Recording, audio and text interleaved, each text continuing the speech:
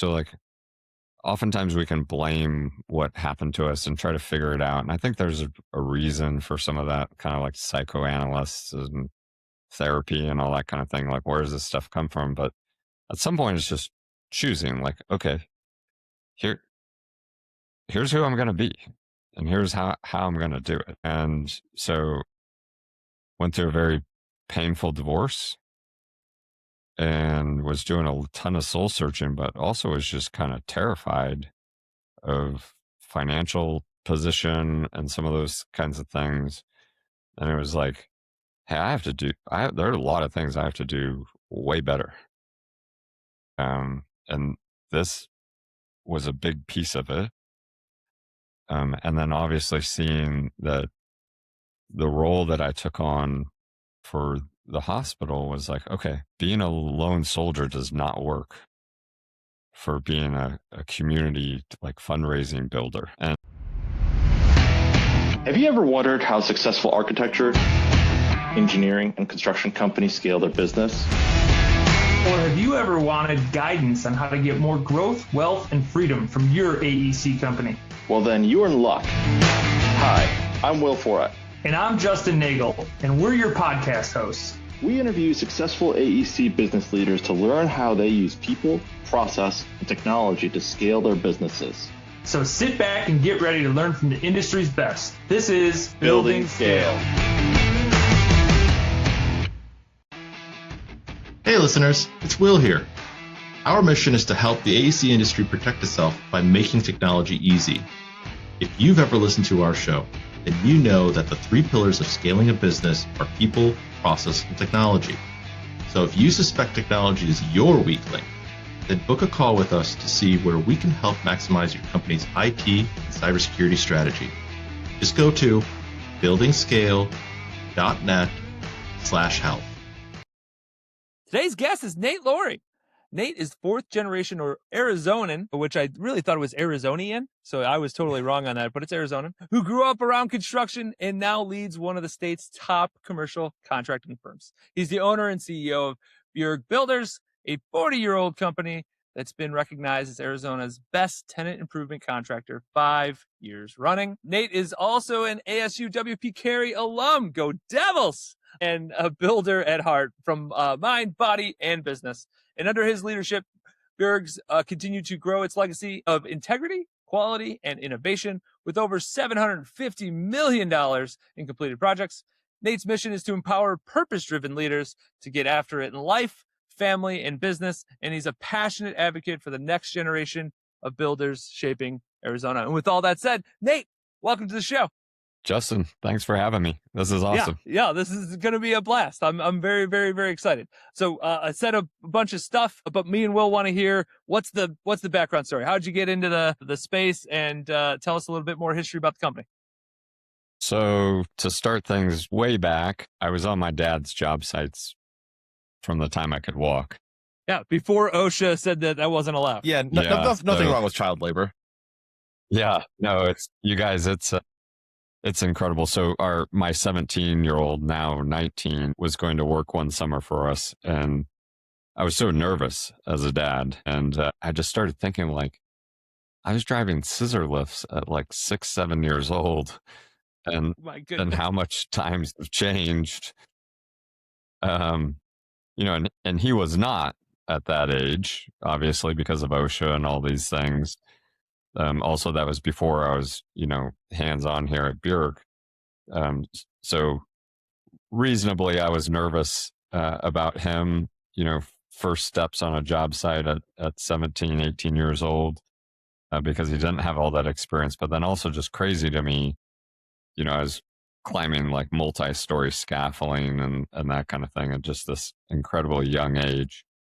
So it really just all started like that. My grandfather was a builder. My dad was a builder. My grandfather was more in the real high-end custom residential, starting here in Arizona, but then ended up in the Seattle area.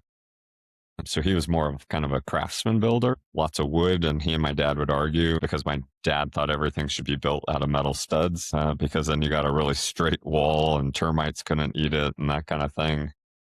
So, that's where it started. The difference between my grandfather and my father is my dad really, I don't know how much of this was intentional and how much of it was just how crazy busy he was, but I didn't get the education on truly how to build things like those two guys could. Largely, I was a grunt. So I was really good at demolition. So I could run a sledgehammer and a sawzall and concrete saws and tear things apart really well. Every once in a while, I was hanging drywall and taping. But when it came to actually, like, you know, doing the, like, if I was doing metal studs, it was my dad was directing everything and doing all the math and layouts and all that kind of stuff. There's a big part of that piece that I'm missing because my dad was really focused on me going and getting an education. He wanted me out of the trades. Surprise! Fast forward till today. Well, and especially going through the 80s and 90s in Phoenix, it was just this giant boom or bust town. And I don't think he wanted me to have to weather those storms the way that he did. Mm-hmm. Certainly, we still have cycles in construction. Phoenix has done an amazing job of diversifying our economy. So those booms and busts hopefully will become, not as violent between the ups and the downs for construction. Obviously, in an 08, 09 type thing, it's still pretty severe. But yeah, so it all started in my childhood. Whether it was on my dad's job sites, our house was kind of a constant construction project. My dad was always doing something. Really brought his work home with him. Yes, he did. So that was kind of the start. And then you mentioned ASU. I graduated from their business school and started, my degree was in small business and entrepreneurship, which I kind of look at as almost like a strategic management degree. I had to take a little bit of everything from accounting, finance, computer information systems. And then as you funneled up into the higher level courses, it was mainly on case studies and strategic management. How can you make a business grow, go better, build teams, create the management structure within those strategies. And I've been doing that ever since in several different kind of sectors. Really blessed when I found Bjerk. It was really, my intention was to go out and purchase a company, but I wasn't going out with the mindset of getting back into construction. And it was my second phone call. I found Bjerk, and it just was kind of game on. Okay. What was the attraction to Bjerk? Like, obviously you weren't looking for construction, and then it found you effectively. Yeah, attraction. So I called an old board. My first call was a board member that I had worked with for the county hospital. What was Maricopa, now it's called Valleywise. And I knew that he was a wealth management guy, but had some ties into helping owners sell companies. So he was my first call. I think so much of life is based on relationships that you trust. And so he's an awesome guy. I knew that he was kind of in this world and so I called him. He didn't have anything, but he's like, here's the broker you should call. So I got a guy. Yeah, I got a guy. I'm so glad you bring that up, because when I talk about what we do here at Bjerk, I always say we build more than buildings, we build trust, because I want to be that guy, or our team to be that call where it's like, hey, say one of you guys hears about something one of your friends needs to do, and it's just, hey, I got a guy. Call, these guys will help, even if we're not the right company for the scope of the job. We want to be trusted that we can help source that person. So we all want a guy, right? Like, you can see I like cars, I like race cars, race bicycles, and it's like, you got to have a guy that you trust. So he put me in touch. The second call was this broker. I'll save the long story, but he went through a list of businesses that they were representing. And last on the list was this commercial TI company that self-performed drywall and electrical. And I'm driving down the road and I pulled over. And, my father, my grandfather passed away, and I just kind of looked up. I was like, really? because that's what I grew up doing. Where a lot of TIs, and we self-perform drywall, so it just felt like going home. So it was just kind of off to the races. Okay. So and I should say, then we did a bunch of due diligence. We had signed this NDA, but of course I kind of poked around town with folks I could trust that wouldn't say anything. And I heard about this great reputation for integrity and trust. And so, then you go into deeper dive into financials and all that kind of stuff. But, it all felt like it was just kind of a divine alignment. The connection back to construction, obviously you stop in the car, you have this whole experience, where you're like, you shining down on me, what's going on here? Right. What did those early experiences on the job site with your dad, like, what did those teach you in regards, and how does that actually apply now that you're the head honcho? Yeah, no, that's a great question. Some of the things I think about that were most impressionable from those days on my dad's job sites is, one, the field matters. So it's actually something, we were talking earlier before we got on about how we grow as leaders. And if we're not growing, our business isn't going to grow. One of my big intentions for this next year is to get some of the systems and processes around me set up that I can spend more time in the field. And we're also launching some new initiatives here within safety and leadership development that really is from bottom up. So hearing from them. But so number one is the field matters. I was one of those field guys. I was constantly walking around thinking about, I think we could do this better. Like, why are we doing it this way?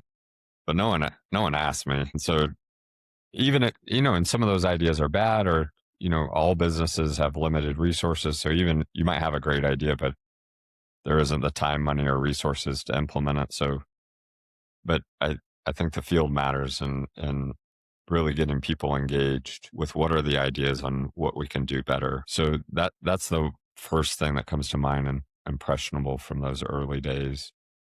Number two is so in the late 80s, when things got really hard in Phoenix, my dad took on two really big drywall jobs for another GC. One was here in Phoenix and one was up in Vegas. And we didn't get paid finals on both of those jobs. And Like, Ever. oh, never.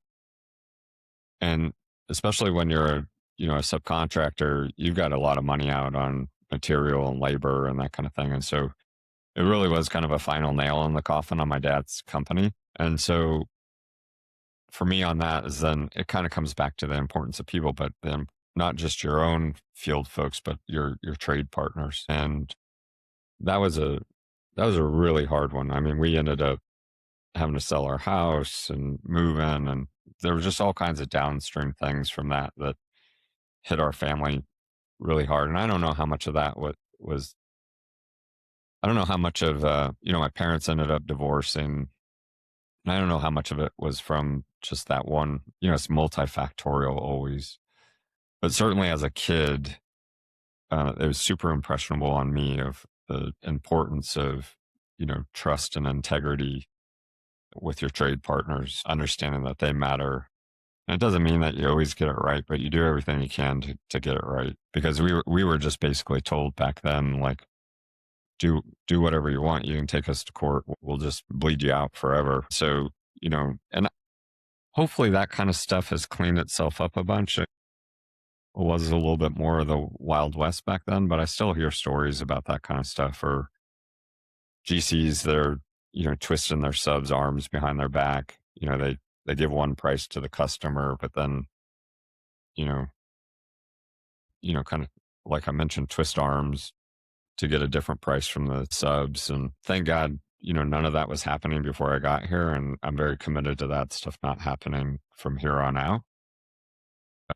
So those are two really big impressionable things. And then the third is just the, caution around how quickly markets can change and that kind of thing. So I'd say those are some of the big things that came from me from, time growing up, digging ditches and,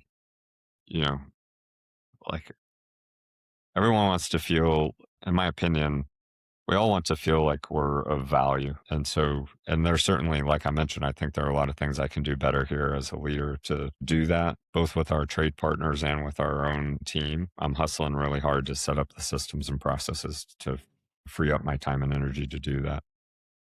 That's always a good sign of a leader when they say, I can do better. They say this about parents, like when you become a parent for the first time, you don't know what you're doing. You have no idea what you're doing. Like no matter if you had 11 younger siblings, you got no idea what you're doing. No amount of books will prepare you. Yeah, no books prepare you. And it is very much like if you are asking the question of how I can be better or am I doing a good job, generally you're already on the right path. Like generally that's a good sign because you may not be perfect today. Well, you're never going to be perfect, but you may not be great today, but you are certainly on the journey to being great at it because you care enough to ask the question. Yeah, no, for sure.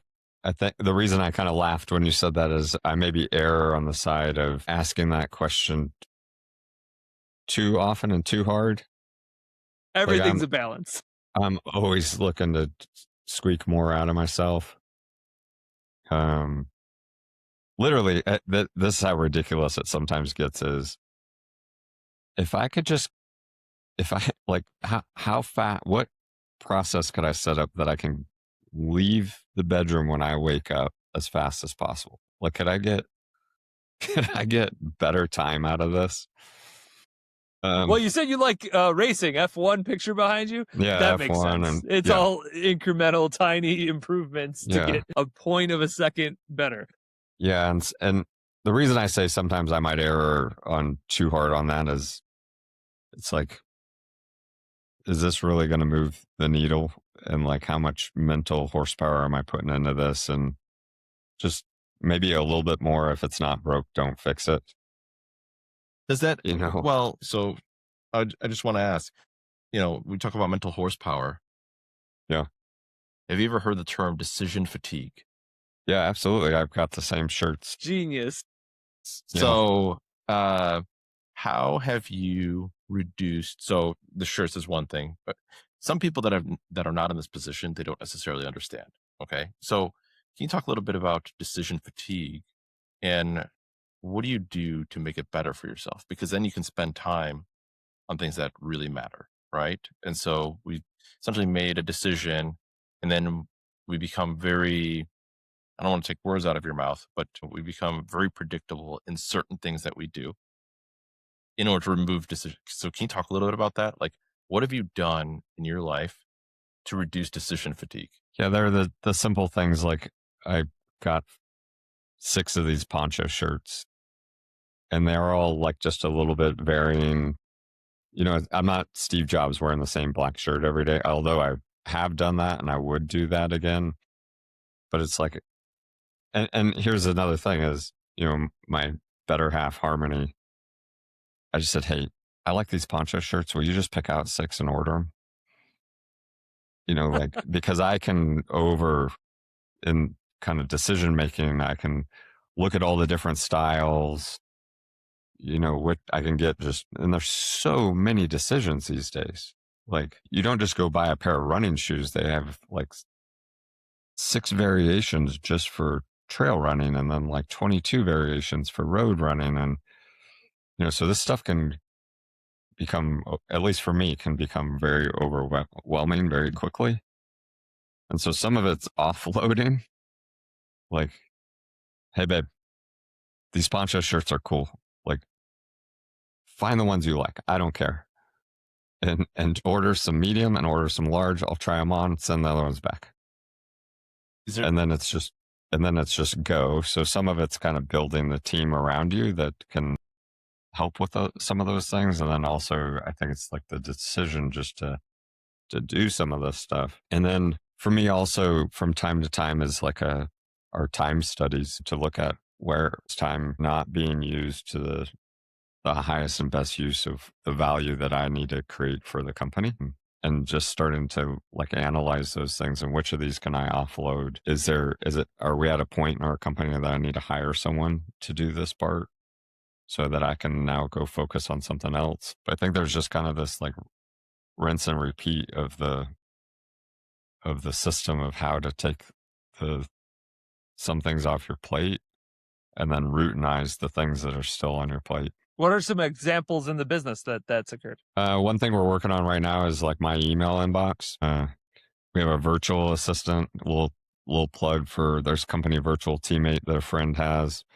We have one of their virtual assistants, and we're working on a system of how he scrubs my emails, delete anything that's any kind of ad, like right away, or unsubscribe from it, and then delete it.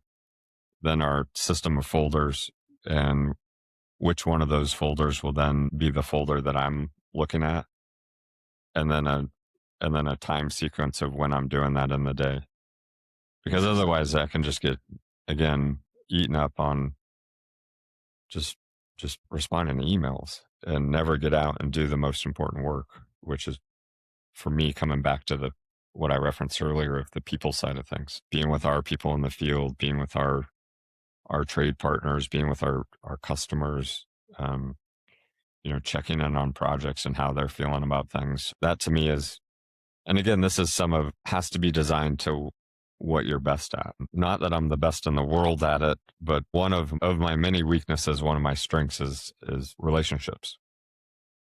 And I could get into a whole system I've built around that too. Yes, let's. Okay. Yes. Okay, so, but just to kind of end the idea of looking at where's the most responsibility I can take for the company and creating the most value per my strengths, and then continuing to offload the things that are not, like picking shirts. I don't need to do that, like at all. Delegate and elevate. Yeah, and Harmony's better at it anyway, and then she's going to like what I'm wearing, so she's going to think I'm cute, and we know where that leads, so that's better too. So better outcomes there, better time for me spending with my team, time for relationship kind of infrastructure. Read a great book, Never Eat Alone by Keith Ferrazzi. And he talked about these trust relationships and went back into like a story of growing up in, I think, rural Pennsylvania. And his parents had this like core group of 40. And as you watch them age, they took care of each other as it went from 40 to 30 to 15. And then as his mom got really old, it was like there were 4 of them, and then 3 of them, and then the 2 last ones. At the time he was a professor at Harvard. He may still be, I don't know. He started looking at his life and he's like, I don't have a core 40. Like I may have 200 or 300, business or faculty relationships, but I don't have a core 40 to get old with. So reading this book, I started realizing the same thing. Like, I need to become intentional about the relationships that I'm building. And at the same time, I was working for, I ended up moving from the board to on staff of the county hospital. And my job was to build relationships with folks that would help, fund or donate to big causes that we're working on. So obviously it mapped together. Like, I need to be really smart about the relationships in town that I'm spending time with, but I also genuinely want to build trust with them and have them feel like I'm a value add to their lives versus a net negative. And so I just created a spreadsheet, and at the top, there's a category that says for life. The next category is good people, like definitely people I want to stay connected with, but like, obviously they're not part of that core group. Mm-hmm. And then I built a category for doctors, a category for, folks in politics, category for folks in banking. And that thing's just continued to evolve over time. Obviously now being in construction, a lot of it's dominated by commercial real estate and construction and those kinds of things. But then again, kind of coming back to, I'm very intentional about going through that list, especially say on like Thanksgiving or Mother's Day or Father's Day and that kind of thing, and writing to the folks on that list. So, and they're just little, like Thanksgiving morning probably takes me 2 or 3 hours to send folks notes. And the reason I did that is I didn't want them, how, say, kind of going back to I got a guy or whatever. Mm-hmm. Mm-hmm. If you need to reach out to someone and you have a need, or a want, and you haven't talked to them in a year or 2 or 3 years, to me, that doesn't feel nearly as good as if they're hearing from me and there's little like happy birthdays or happy Thanksgiving. I'm really thankful for XYZ, you know, like in our life together, you know, or Mother's Day, like, you know, because you pick up on this when you meet someone and you start getting to know them, like, oh, they really care about motherhood. Like, that's one of their most important things. So on Mother's Day, I write them a note. And to me, that feels a lot better that if I ever need something and I reach out to them, I'm not just coming from a place of taking, like I've been contributing to the relationship. I know what matters to them. Also, one of my favorite things is to connect people that are kind of up to a similar, like kind of, I call it connecting good people. Like I love in that relationship mapping, if I hear something that's is important to someone or that they're doing in life or business, and then 6 months down the road, someone else is doing something like that, I'm like, hey, you know, do you want me to I'd love to, I think there's a connection here that you guys could both, you know, prosper from. And then obviously I check in with the original person before I make the intro. Sure. But yeah, like that kind of intentional relationship building and what I call just trust building is awesome. Like it just feels good to be a part of. And then I feel like the byproduct of it is, you know, the lagging indicator, if you're just a business focused person, is it comes back. Like if you're being selfish, you know, which I want to win, like selfishly, like all that stuff comes back. But just at the heart of it, it just feels good to be a part of that and, you know, making human connections. That goes to the idea that I've been thinking about a little bit of, are you growing revenue or are you growing people that will eventually grow revenue? Like, it's just like your goal should be people, not the outcome of revenue. Obviously, as a business, need revenue. It's the lifeblood of the business. Yeah, but it's revenue, a lagging indicator. It's a lagging Correct. indicator of how well you're doing the other things. Correct. Absolutely. And I think that when you take over time, that's where you see, oh my God, the magic of this connection. So you just literally keep this in Excel. Like this is just an Excel doc that you just update. You know, hopefully, me and Will get on the good people list. Yes, and you then will. like after this call, you'll be like, oh yeah, Justin and Will, those are good guys. You know, for sure. Maybe not the core 40 yet, but like, let's start there. Yeah. No, absolutely. So that thing gets updated all the time. The team probably wishes that all of that was in the CRM. Rule breaker. And I'm sure at some point there is a marriage between the two. I do have all of those contacts in the CRM, but just for my like kind of personal tracking, that thing has been awesome. And I'll tell you, for kind of being a young hubris guy, and probably also some from kind of like, not to get too much into this, but like some kind of old wounds as a child, I was ultra independent and didn't think I needed help from anyone. And maybe some of this is like pull up your bootstraps kind of stuff that, you know, kind of the, you know, be tough and walk it off and all that kind of stuff that, you know, growing up in a construction family and playing football and some of that kind of stuff. So really, and I had tight friends that I loved and wanted to spend life with. But I really didn't realize the importance of a, you know, kind of compound interest on relationship capital until I got into, you know, probably well into my 30s. Well, how did you realize that? Pain. Can you expand on that? Yeah, sure. No, I mentioned on some of it, just kind of like how I was brought up. And I think some of the things that I think it's all choice, right? So like, oftentimes we can blame what happened to us and try to figure it out. And I think there's a reason for some of that, kind of like psychoanalysts and therapy and all that kind of thing. Like, where does this stuff come from? But at some point it's just choosing like, okay, here's who I'm going to be and here's how I'm going to do it. And so went through a very painful divorce and was doing a ton of soul searching, but also was just kind of terrified of financial position and some of those kinds of things. And it was like, hey, there are a lot of things I have to do way better. And this was a big piece of it. And then obviously seeing that the role that I took on for the hospital was like, okay, being a lone soldier does not work for being a community like fundraising builder. And also I was very late to get into like social media and some of these kinds of things.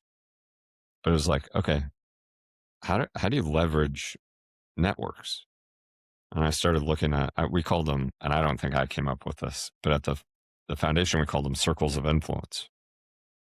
And how are you building your board intentionally to expand the circles of influence? Like you didn't want 2 board members with the same friendship group.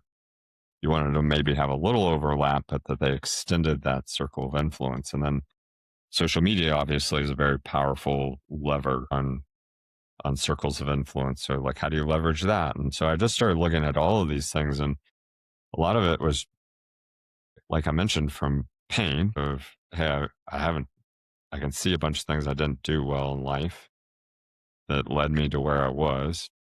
And how am I going to rebuild myself and career and all those things? And I agree with what you said earlier. I have this metaphor. So you said you can't read enough books for like parenting. Yeah. Yep. My son was asking me if he should go to business school. And I said, well, I love learning. I loved business school. But the reality of it is you're going to go read about swimming for 4 years. Or surfing. And then we're going to throw you in the cold, dark ocean. And there's no amount of reading about swimming that is going to Prepare you. Yeah. Sure, you might have some knowledge and tools of what to do out in that cold, dark ocean, but really it's just going to be you in that cold, dark ocean.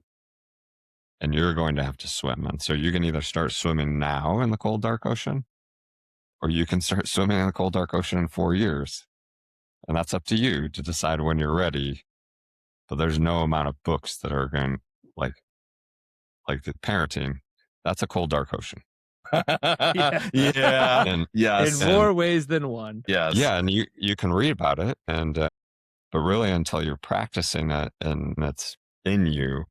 And I say the same thing for like spiritual or, Bible studies. Like you can have that book memorized. You can have the Bible memorized. But does that mean you're going to go out and swim in the cold, dark ocean as, the highest level of yourself, that we're aiming at? I haven't found that personally. Until that word is living in me, it doesn't matter what the book, you know what I mean? Like the book helps, for sure. But until it's in you and you're swimming with it, as a faithful servant, it means nothing. And so that's all to go back. That all relates back kind of to some of the networking and stuff. Is when I was going through those times and doing a bunch of soul searching, I did lean on a lot of books for like Keith Ferrazzi. I mean, and there's a long list, but they were just kind of signposts. Like we have to actually choose to do it. And then through the practice and the repetition, you get better at it and better at it and better at it. There's something that author of the Daily Stoic, Ryan Holiday, something he says all the time. He's like, people think philosophy, because obviously he talks about philosophy, like philosophers just like sat around in robes and didn't like do anything. They just like read books. And it's like, that's not the reality. Like philosophers were active. They were doing the things actively to like actually prove the concept of like doing this or thinking about this way actually has benefit. It's not just some guys in togas, Well, didn't Marcus Aurelius write meditations like in a prison? Well, he wrote meditations on the war trail, right? So like he was literally away from, which, at that point it was the emperor of the world practically. So he was on the war trail writing this, like, these are my thoughts on every day of like what I'm living through. And then I think Seneca wrote in prison one of his books. That's what it was. So no, it's like these guys were like really living life, like executing on what they were saying, not just saying like, I wrote this book, or I read this book and then I wrote this down and then here you go. This is philosophy. So I think that we miss that sometimes with the education component, right? It's like, good, get the knowledge. There's nothing wrong with learning, but like if you don't actually put any effort to executing that, it's like, what was the point? What was the point of doing it?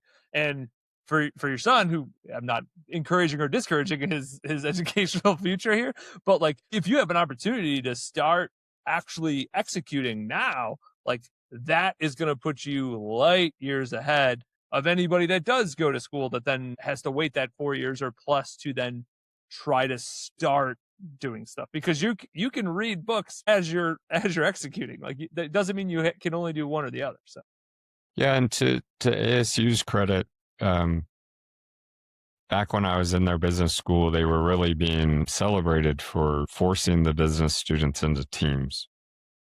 So like everything we did, all these case studies, and they were all done as teams, and then we'd have to do presentations. And so they were giving us like kind of some game time or like practice. And then I've heard a bunch of schools now are also very intentional and involved in getting their business students into internships. Mhm. So I think, so maybe what I'm getting at is the and versus the or, like business school or jumping into business yes, and versus the and of business school and internship or something like that, that you're learning the principles or management systems or structure or that kind of stuff, but then you're actually then going to your job and practicing some of it. Well, I'm familiar with that. That can also be very painful. Yeah, I did 4 years of that, working full time, going to school full time. So it was only 1 day a week that I had to myself. Worth it for sure. Looking back now, totally worth it.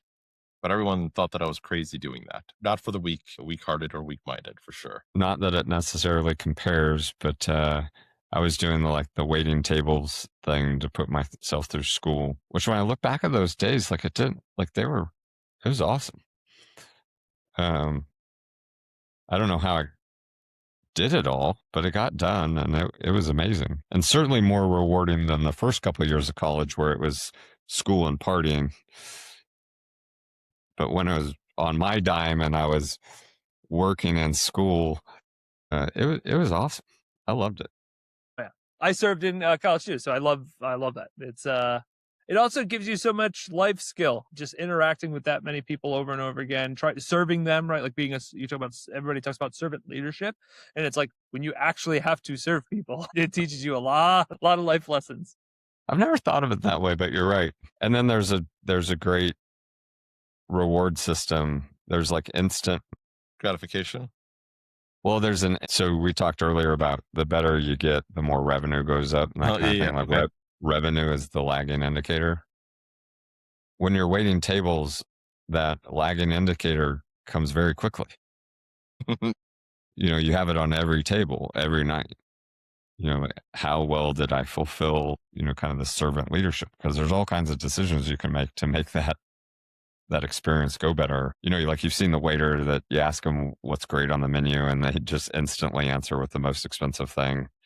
Mm-hmm. It's like, no, or worse, I don't know. I haven't really ate any of this, or I don't really eat this food or something. And it's like, oh, well, that's not a great sign for me, as I'm here to give you my money for the food. Yeah, you're not serving or leading that experience very well at all. No, it'd be great if everyone waited tables some point in their life, or at least worked at a place that really taught how to do that well. Yeah. No, totally. I completely agree. I think I never worked in real estate. I was in the service industry or waiting tables, but retail, very similar. When you have to deal with it, many people or many clients over and over again. Few things. One, you get a ton of at-bats of like, how do you treat people? Like, how do you obviously you're trying to give them the solution they're looking for, right? Like that's the goal, but like, how can you do that better and better over time? And you should learn tricks of the trade, and then do you implement them, and you bring the energy, and like, do you command control of situations when appropriate? All of those things are happening. And when we think of like, oh, now I'm in this leadership position at a separate business in construction per se, it's like all of those concepts are still the same. It's again different. The thing you're doing is different, but conceptually, you're still trying to do the same stuff. Like, how do I serve you best? How do I give you the best experience and the best product possible? Which then means you'll come back here and see me again. Right. Yeah. No, it having been in several industries, one thing I've experienced is they all say it's hard. Yeah. And oftentimes in a, almost like a complaint of this industry is uniquely hard. Yeah, we've heard that one before too. Yeah. We're Yeah. special. Yeah. And so The more and more business I realize, like, so IT and cybersecurity, if I polled 100 owners, they would say very different, so unbelievably different. All my problems are so unique to us. Like, you can't just do the things that other industries can do. I mean, over and over again. And as I grow and grow as a leader, I think I'm like, oh, that's like so untrue. Like, business across the board is always going to be hard. Business across the board always has the same principles. Like, there's not a ton of change. The executable that you do may be different. Building a building, building a server may be different in regards to the technical component, but like, overarchingly, they're very, very much the same thing. You just have to look at it in that way and not think that you're special or your industry is special, because they're all hard. But I say that in the same time, I would never go and start a construction business though, because like, you guys are crazy. Like, the amount of cash flow that you like to throw out early on the front end is insane. And like, that to me doesn't make any sense. But again, those are just differences more than it is anything else. Yeah. Take away. I think of it more on the, and maybe this isn't, I agree, they're all hard. I do think that there's, the guys that are working on a roof in the Phoenix heat, way different level of hard. Very, very different. Running an offshore oil rig, Man. whole different level of, hard. There's obviously the risk and danger part. So I do agree that there's, down in the details, there's different levels of hard, but at the high level of like businesses and industries, I really do think they're all hard. And sure, some of them are maybe less complex. Like I've got a development buddy, and the amount of development they're doing with like 12 people, like the amount of money through their office and the amount of money they're making, it's like, wow, that,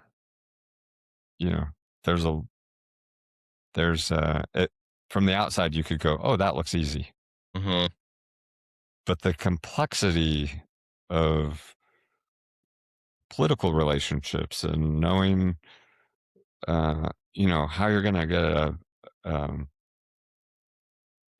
a ramp to go through on some freeway. There's just a level of hard there that just takes decades to build the knowledge and relationships to get that stuff done. I mean, it reminds me, actually, have you guys read the book Mindset by Carol Dweck? Mindset. I've not. I don't think I have. I think it's on my reading list. That sounds familiar, but I have not read it yet. I think can't remember what the book is, but he interviewed a bunch of like titans, and he asked all of them, what's your favorite book? And then what's the book you gift the most? Yes. Okay. I have heard this. Yep. And this book is like one of the, like, I looked for commonalities across all these titans lists, and Mindset was one of them. It was actually introduced to me by my kid's kindergarten teacher. Interesting. And I didn't read it at first because she said like one of the core things in it was like, you screw your kids up if you tell them good job.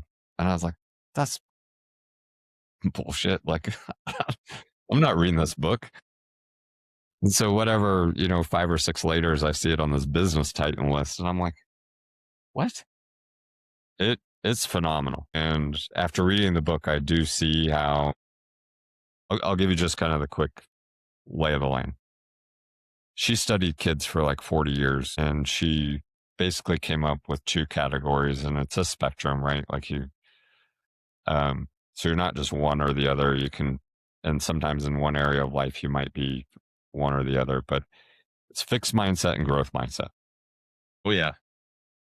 And so what she realizes is that these kids, you give them a very simple puzzle and they pass it. And then you offer them the next challenge, like the next level up. And like half the group would say, no, I'll just keep playing with this puzzle. And the other half would be like, Sure, I'll try the harder one. And so as they dug into this through the decades, what they realized is that your fixed mindset kids are really wanting to get praised in a way that they're not willing to take the risk to try the more challenging thing. And the other thing that you see in some of these folks, and she gives examples of this, are say you have two athletes and both are swimmers, and you ask them how they've reached their level of success. Your fixed mindset person will focus on themselves. I did this, I did that, like I'm a machine, whatever. And your growth mindset folks would start talking about the team that they put together to, because they have massage therapists and trainers and nutritionists and all these people that both people have around them. But one of them has, been way more intentional about how that works. And they don't need all they don't have the vulnerability of needing the attaboy, the good job. And so once I read the book, I'm like, oh man, I need to stop telling my kids good job. And it's not that you don't praise them, but most importantly, you praise them for effort. Yeah. And then you praise them for something that you actually see. So like if Johnny brings up a painting, you don't just tell him, good job, Johnny. And you especially don't praise talent. Like, you're so smart, or you're such a great artist. So you praise the effort instead, and forgetting why I got off on this whole tangent. But growth mindset and fixed mindset, I think the book's phenomenal. I'd recommend it to everyone. It certainly, and it was during that time that I was kind of going through that. It was one of the books I was leaning on. Because I think in lots of ways, if you kind of go back to what I was talking about, just being this like hyper independent, that can look good, right?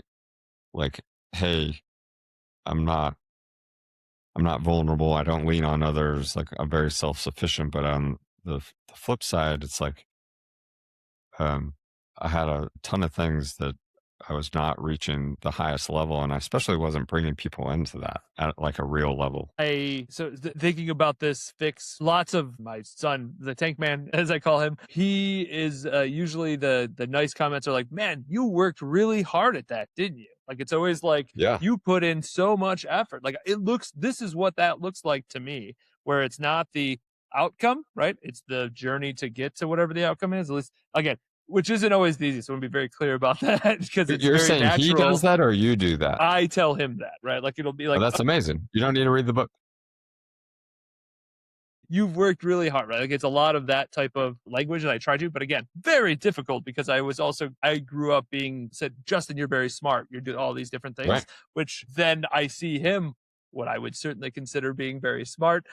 Hard to like not do that. So it's also training yourself to be a better leader, which we kind of talked about earlier. It's like, how do I grow as a leader?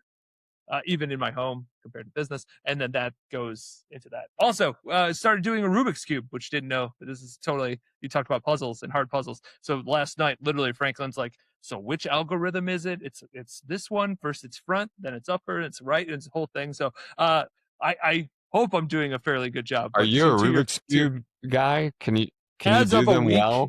As of a week ago, yes. I learned how to do it, and now you can throw me one and I can do it. So yeah, it's pretty wild. You might have to teach me. I've never tackled that challenge, probably because I was living in that fixed mindset. I was like, I'm not trying this. Like, well, I will. We'll go to brunch or something, and I'll bring a Rubik's Cube for you. Maybe that'll be my new thing. I'll just give people Rubik's Cubes. Yeah, I love it. This has been awesome. We have one question that we always want to ask every guest before we say our goodbyes. Will, let's have it. Yeah. So if you were to go back 20 years, so this would have been 2006. I don't remember what movies were back then, but I was already 2 years out of high school. I was in college at that time.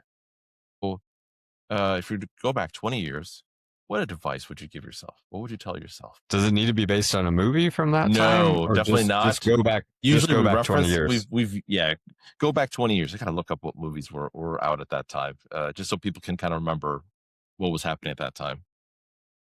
Yeah, it's really easy. I'd start studying the Bible. Start studying the Bible. Yeah.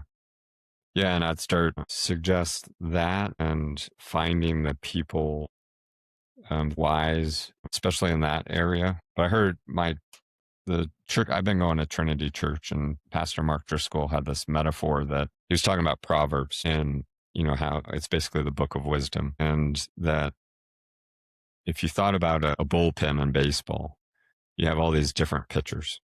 You have the openers, you have the closers, you have the guy that, throws junk, you have the guy that just throws straight heat.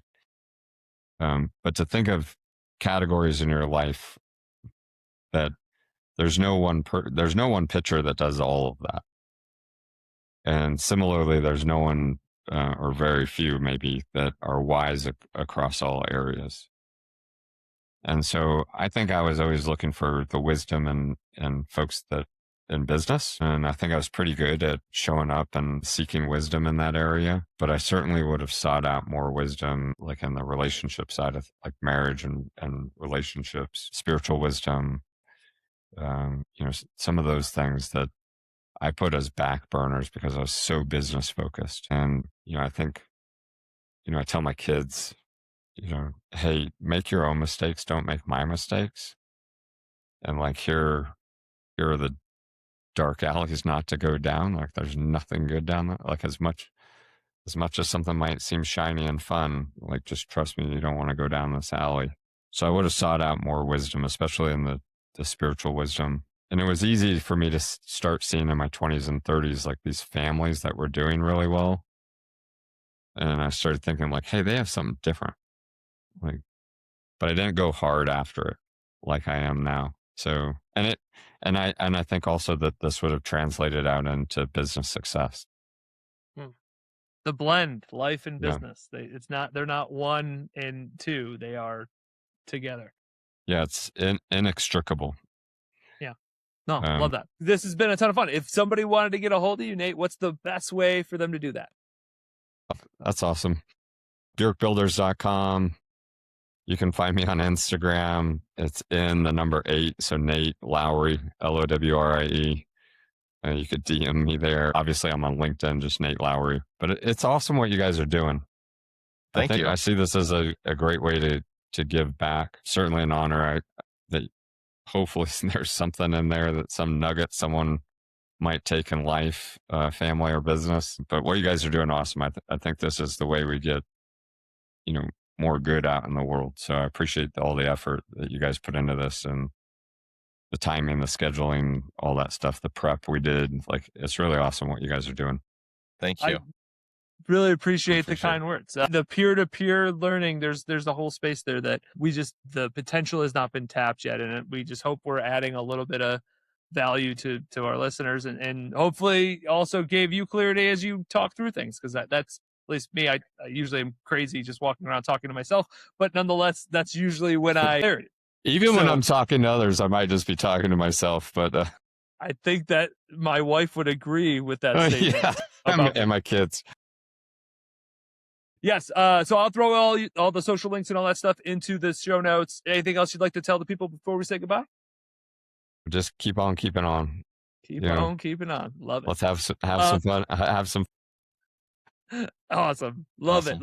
Listeners, this has been a ton of fun. I hope you've gained some knowledge from it. Me and Will are smiling and happy, and so is Nate. So that's usually a good thing, good sign. And until next time, adios. Thanks for listening to Building Scale. To help us reach even more people, please share this episode with a friend, a colleague, or on social media. Remember, the 3 pillars of scaling a business are people, process, and technology. And our mission is to help the AEC industry protect itself by making technology easy. So if you think your company's technology pillar could use some improvement, book a call with us to see how we can help maximize your IT and cybersecurity strategy. Just go to buildingscale.net/help. And until next time, keep building scale. Scale.